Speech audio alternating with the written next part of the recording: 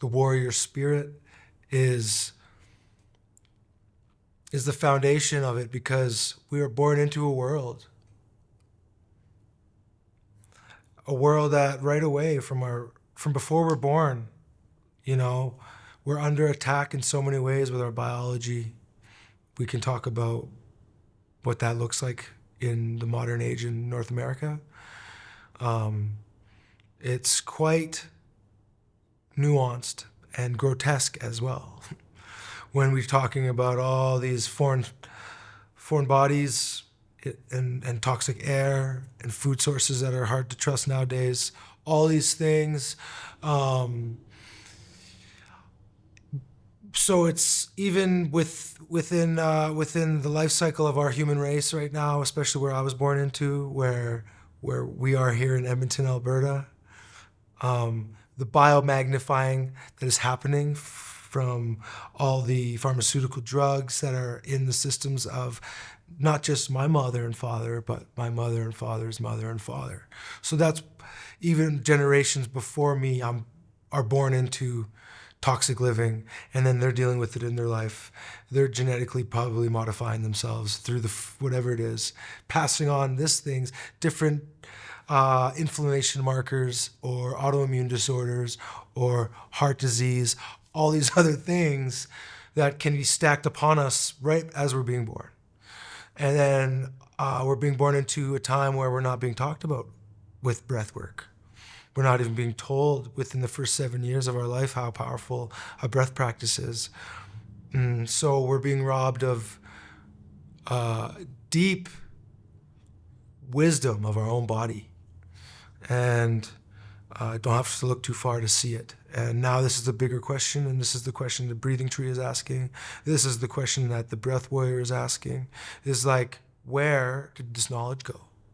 If we're the oldest species and most advanced species on this planet, how come now we're being born into a time where none of us know proper breathing mechanics and our own biology? There's this huge mass psychosis, you could call it, but this huge unlearning of breathing. And it's a plague on our immune system, our nervous system, our health system, our healthcare system. This disembodiment, being born into a system where fear is like the first thing we learn, and to fear our own body. And that an autoimmune disorder is the disease that we need to prescribe, instead of understand that it might be a reaction from our body in our lifestyle. And that maybe we could use the breath to start to understand certain disorders, right? Most people don't realize if we're shallow breathing, especially chronically for many, many years, let's say that chronic breathing starts in our adolescence. Well then, and now you're in your 30s. So you have, let's say, 25 years of chronic shallow breathing. That's 25 years of programming, but 25 years of progressively breathing more and more shallow, which means progressively becoming more and more acidic, which means progressively becoming more and more inflamed. So all these things are happening over a period of time, which it might be really hard to notice year to year, but over 5 or 6, 7 years, autoimmune disorders show up, chronic inflammation shows up, heart disease shows up, diabetes shows up, all these things show up. And a big part of it, which isn't being talked about, is horrible breathing mechanics. Sleep apnea as well. That's a big one. Snoring is a huge red flag that our breathing needs to be addressed. If you're snoring, let's look at what's going on a whole deeper level. It's not just